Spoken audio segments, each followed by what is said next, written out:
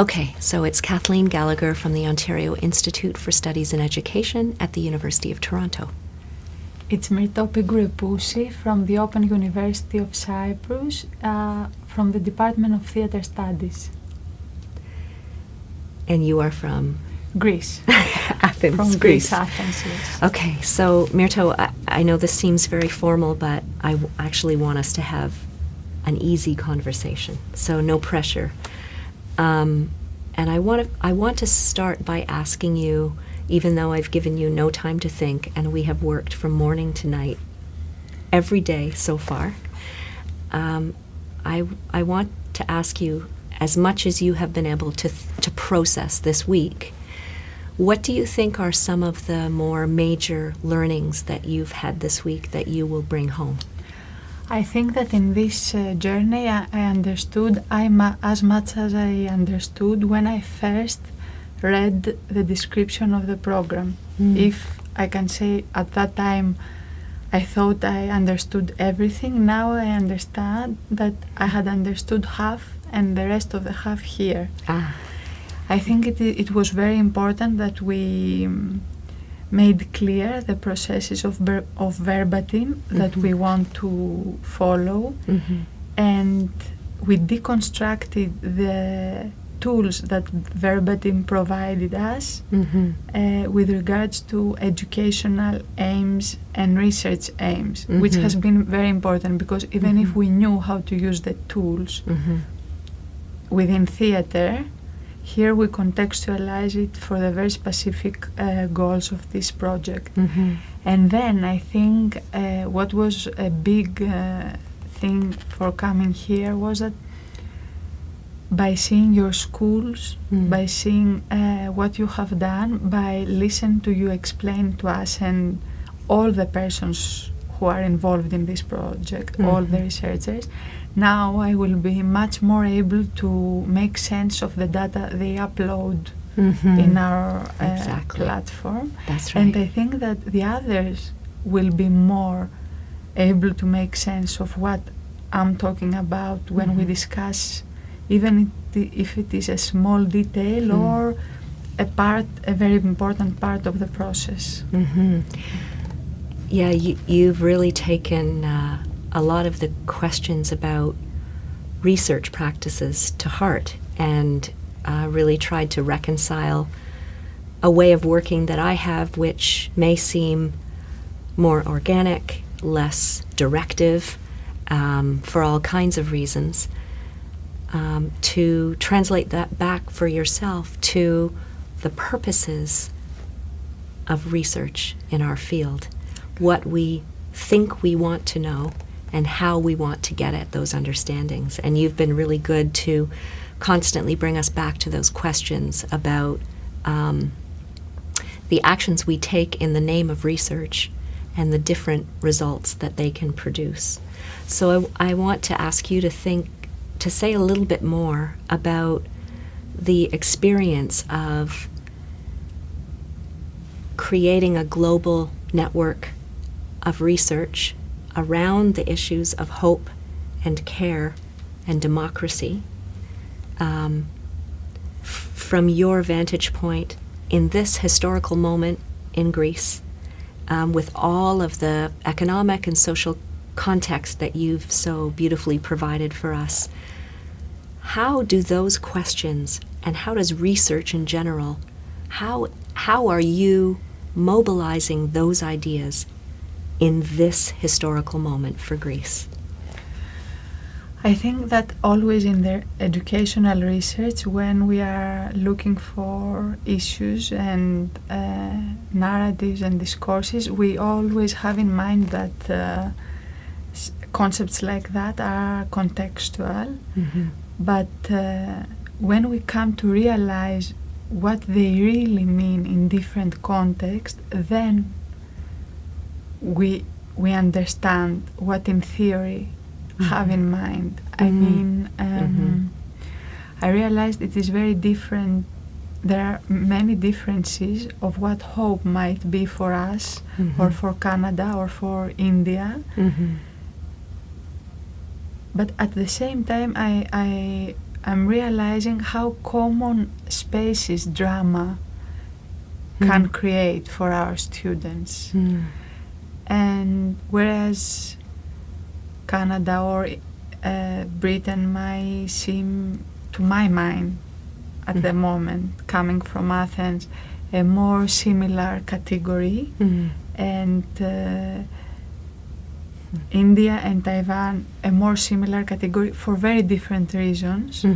And I was always thinking that Athens is in this moment of big changes. I realized that we can have very positive results if we think the situation of all the other sides. We normally, when we are in Athens, we always feel in this period particularly that we have to imitate Toronto or Britain. But at this moment it was very good to realize that we have to take very good lessons from India and Taiwan and the way these very different cultures are using drama. Can you think of a moment this week, any time in the week, in the schools here, in the theaters, or within the presentations, where for you, your own context became known to you in a different way because of what you were seeing and hearing? Yes, there was a point very important for me. I had thought of it when I was in 2008 in London, but I forgot it very quickly. And now, having all this research practice, I realized when the Toronto presentation was going on that apart from the economic crisis and all the difficulties we have to face as a country at the moment, there is something else that we could do to face it, that we don't do it at the moment. First of all, us as educators, we don't develop positive discourses and narratives within the school. Seeing your students in the schools you are collaborating with and attending your presentation, the Toronto presentation, and the way students are talking and researchers were talking about the project, I realized that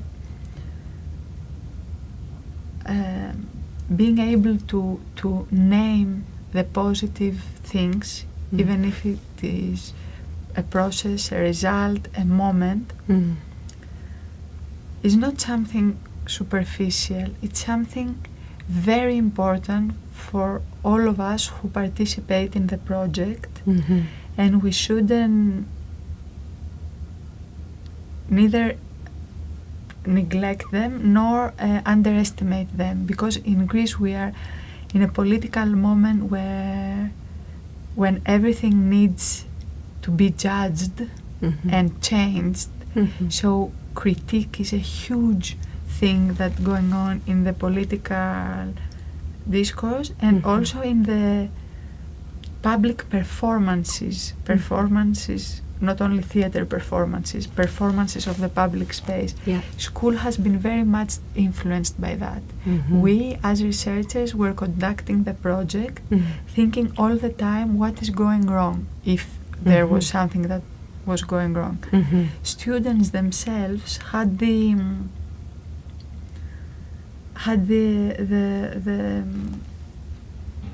concern if they are right to what they were doing, if there is something they were doing wrong. I think it's in the psyche now. Yes. I think that if we are giving more space to our positive moments as researchers, our group, as communities, then we can extend them not only in time in our minds, but also in results. So let me push that further, because that's such an important question that you're posing of all of us. If we consider ourselves, as we do, critical scholars, is there a contradiction, or rather, how do we reconcile our critical disposition towards the world, which we know is entirely unequal and in a very dangerous moment. How do we reconcile our critical orientations with this idea that you have surfaced, that we need also to not stupidly celebrate positive emotions, but to actually critically find spaces where people can create and come together, form community, make art that is a resistance? How does the development of positive spaces and discourses relate to a critical orientation in scholarship? First of all, I also believe that for what you are saying is very important that we came to Toronto, because one way to reconcile these two things is other researchers' perspectives and the depth, the breadth, and they give to our research. Each of us, our presentations have been changed after we discussed them with you and all of us. Yeah. And then our critical view as a researcher, and it shouldn't be criticism for the sake of it. It should be criticism to change things, to undertake action, to create collective initiatives. So at some point, if it's towards this kind of action which is oriented our criticism, at some point it needs to stop and take action. And this is the action we can take, I believe, with drama, and particularly with this project which is about care and hope. And the space we are giving to hope as a true action through our performances and as a collective initiative for sure, as it is it's the creation of a group of students, then I think this is a way to reconcile things. Otherwise, criticism becomes a paralyzing thing, as it can become ignorance, or we have to move. Such a beautiful answer. I want to ask you one more question. When did you finish your PhD study? When did I read it? 2012. 2012. So a lot has happened in Greece since the completion of that superb study that you did, that I got to read. I want to ask you, because you created that thinking and those ideas around ensemble practices and democracy, in a sense, in another time and space, in a different world. How is that research now? How do you think about that research now? How does it serve you? How do you mobilize those ideas in the current political and economic moment in Greece? I will be very honest with you. I completed my PhD in 2012, but I had finished the research 2010.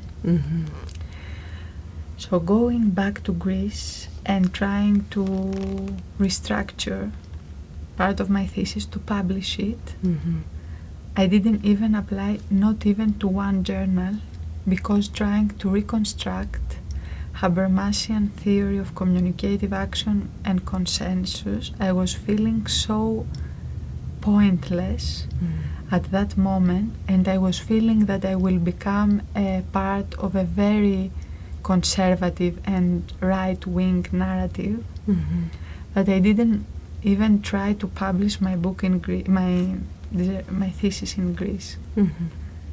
But I remain thoughtful about this, because there is something about communicative action and all these ensemble procedures of coexisting and collaborate that I deeply believe. So I remained silent in the academic terms. But then going back to schools with your project and another project we are doing about refugees, that's now a big problem in Greece, I realized that these processes, when are spread in time the ensemble process, the negotiation, the commonly agreed action, have always a very important value in the social processes, and especially when we are young and we have the opportunity to try things out with others, and we have the openness.